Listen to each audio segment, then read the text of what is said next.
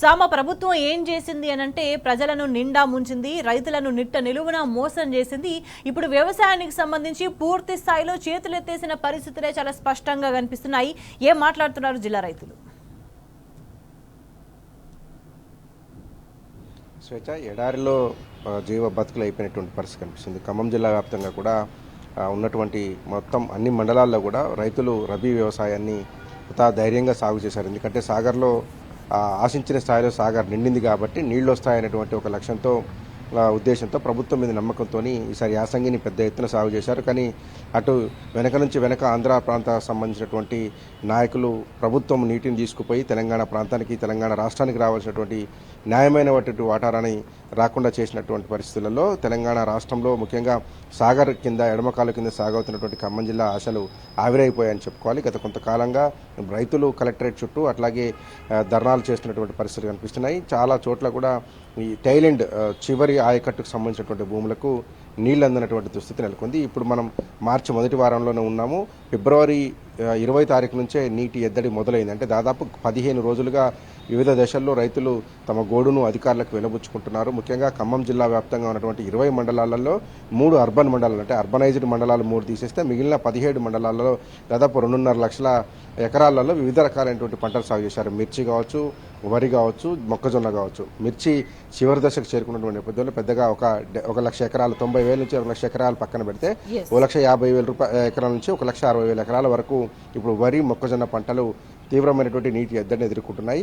మండలాల వారిగా కూడా ఈ పరిస్థితులు దాపురిస్తున్నాయి. ఒక పక్క కూసుమంచి దగ్గర ఉన్నటువంటి రిజర్వాయర్, ఏదైతే పాలేరు రిజర్వాయర్ ఉందో అక్కడ కూడా రైతు సంఘాలు పోయి ధర్నా చేసి పాలేరు పాతకాలకు నీళ్లు విడుదల చేసి నేలకొండపల్లి ప్రాంతానికి సంబంధించినటువంటి రైతుల యొక్క హక్కులను కాపాడాలి, అసలు కాలువ నిర్మాణ దశలో ఉన్నటువంటి పాత కాలువను కాదని ఇప్పుడు కిందికి నీళ్లు తీసుకెళ్తున్నారంటూ ఆ ప్రాంత రైతులు ఆందోళన వ్యక్తం చేస్తున్నారు. కిందికి వస్తే కనుక ఖమ్మం నగరం ఆనుకొని ఉన్నటువంటి చింతకాని మండలం కావచ్చు, అట్లా బోనకల్ మండలం కావచ్చు, ఎర్రుపాలెం మండలం ఆంధ్ర ప్రాంతానికి సమీపంలో ఉన్నటువంటి ఎర్రుపాలెం మండలంలో కావచ్చు, తల్లాడ మండలంలో కావచ్చు, చాలా చోట్ల కూడా నెరలి వాసిపోయినటువంటి భూములు రైతులను భయపెడతా ఉన్నాయి. ఎందుకంటే ఇప్పటికే ఎకరానికి 10 నుంచి 20,000 రూపాయలు పెట్టుబడి పెట్టి ధాన్యానికి కావచ్చు, పురుగు మందులు కావచ్చు, కలుపు కోసం కావచ్చు, అట్లాగే వ్యవసాయ అవసరాల కోసం కావచ్చు 20,000 రూపాయల దాకా పెట్టుబడి పెట్టి ఉన్నారు. ఒక్కొక్క రైతు 3 నుంచి 4 ఎకరాలు సాగు చేసి ఉన్నటువంటి పరిస్థితులు ఉన్నాయి. ఇటువంటి నేపథ్యంలో పంటలు ఎండిపోయేటువంటి పరిస్థితి వస్తే 2-3 రకాలైనటువంటి నష్టాలు జరుగుతాయని కూడా రైతులు ఆందోళన వ్యక్తం చేస్తున్నారు.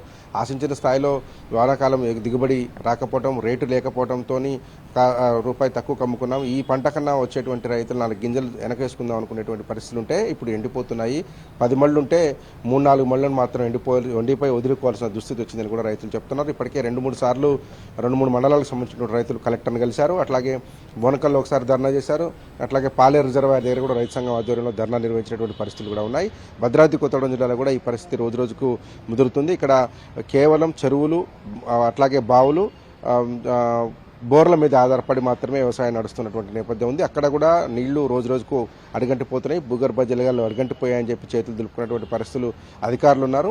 అక్కడ కూడా దాదాపు 1,50,000 ఎకరాలలో మొక్కజొన్న, వరి పంట సాగు చేసినటువంటి రైతులు ప్రభుత్వం వైపు ఆశగా ఎదురు చూస్తున్నారు. ఏదైనా మిరాకిల్ జరుగుతుందా, ఎక్కడ కొంత నీళ్లను తీసుకొచ్చి తమను బతికించే ఏర్పాటు చేస్తారా ఈ ప్రభుత్వం అనేటువంటిది రైతాంగంలో ఒక చిన్న ఆశ ఉండేది. కానీ జరుగుతున్నటువంటి పరిణామాలు, గత 15 రోజులుగా జరుగుతున్నటువంటి పరిణామాలు చూస్తే కనుక ఆశలు కూడా ఆవిరైపోయి పొలాలను వదిలేసుకోవాల్సిన దుస్థితికి రైతులు వచ్చినట్టుగా చెప్తా ఉన్నారు. చాలా చోట్ల కూడా రైతులు రోడ్డెక్కేందుకు సిద్ధంగా ఉన్నారు. ఈ పరిస్థితి ఇట్లాగే కొనసాగితే 100,000 ఎకరాలు ఎండిపోయేటువంటి ప్రమాదం ఉంటుంది. అక్కడ పాలేరు నుంచి మొదలుకుంటే ఖమ్మం జిల్లా సరిహద్దులోకి వచ్చినటువంటి సాగర్ జలాలు దాదాపు 6,000 క్యూసెక్ల ఫ్లో రావాల్సి ఉండే, కానీ ఇప్పుడు 4,500 క్యూసెక్ల ఫ్లో మాత్రమే వస్తుంది. అధికారులు చెప్తా ఉన్నారు ఇప్పటివరకు డిసెంబర్ 15 నుంచి పోయిన నెల ఫిబ్రవరి నెల వరకు దాదాపు 15 టీఎంసీల నుంచి 16 టీఎంసీల వరకు నీటిని వాడుకున్నారు. ఇంకొక 18 నుంచి 20 టీఎంసీల నీళ్ళు అవసరం పడతాయని కూడా అధికారులు అంచనా వేసి ఉన్నారు. ఎందుకంటే ఇంకొక 3 తళ్ళు ఏప్రిల్ 23 దాకా కూడా తళ్ళు ఇస్తామని చెప్తున్నారు. అప్పటి వరకు అవసరమయ్యేటువంటి నీటిని 16 నుంచి 18 టీఎంసీల నీరు అవసరం పడుతుందని కూడా అధికారులు అంచనా వేసి ఉన్నారు. కానీ నీటి లభ్యత ఇస్తున్నటువంటి విధానాన్ని బట్టి చూస్తే కనుక పూర్తి స్థాయిలో నీళ్లు అందించేటువంటి పరిస్థితి లేదని రైతాంగం వాపోతా ఉంది. ఎందుకంటే ఇంత పెద్ద ఎత్తున సాగైపోయినటువంటి నేపథ్యం, దాదాపు 1,00,000 నుంచి 1,50,000 ఎకరాల మధ్యలో వరి కావచ్చు, మొక్కజొన్న కావచ్చు సాగు అయినటువంటి నేపథ్యంలో కింది భూములకు నీళ్లు రావాలంటే కనుక పుష్కలమైనటువంటి నీళ్లు ఉంటే 2 రిజర్వాయర్లు, ఇటు వైరా కావచ్చు అటు పాలేరు రిజర్వాయర్లలో పూర్తి స్థాయి నీటి మట్టంలో నీళ్లుంటే కిందికి వెళ్ళడానికి కానీ అన్ని పొలాలు తడిసేందుకు అవకాశం ఉంటుంది. కానీ ఈ వారబందీ పద్ధతిని తీసుకొచ్చారు. ఈ వారబందీ పద్ధతిలో కూడా తడిసిన భూములే మళ్ళీ తడుస్తున్నాయి.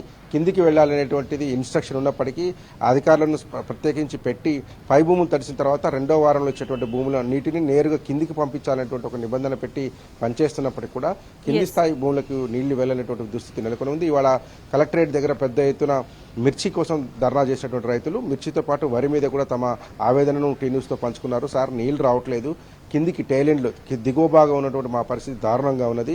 మేము కలెక్టర్ దృష్టికి తీసుకెళ్తున్నాము, ఎప్పటికప్పుడు పరిస్థితిని చక్కదిద్దాం, నీళ్లు వస్తాయని చెప్తున్నారు తప్ప ఇప్పటివరకు ఆ పరిస్థితి లేదు అని కూడా వాపోతా ఉన్నారు స్వేచ్ఛ. ఆ నీళ్లు రాకపోతే కనుక 1000 ఎకరాల పంట ఎండిపోతుంది. ఇప్పటికే ధరలు బారిపోయి ఉంది, ఈనమోపోయింది. వరి ఈనేటువంటి పరిస్థితులు అంటే ఆ కంకి పోసుకునేటువంటి సందర్భంలో నీళ్లు అత్యధికంగా అవసరం అవుతాయి. ఈ సందర్భంలో నీళ్లు లేకపోతే కనుక ఆ పంట పచ్చగా ఉన్నప్పటికీ కూడా చేతికి రాదు, ఉపయోగపడదు అని రైతులు ఆందోళన, ఆవేదన వ్యక్తం చేస్తున్నారు స్వేచ్ఛ.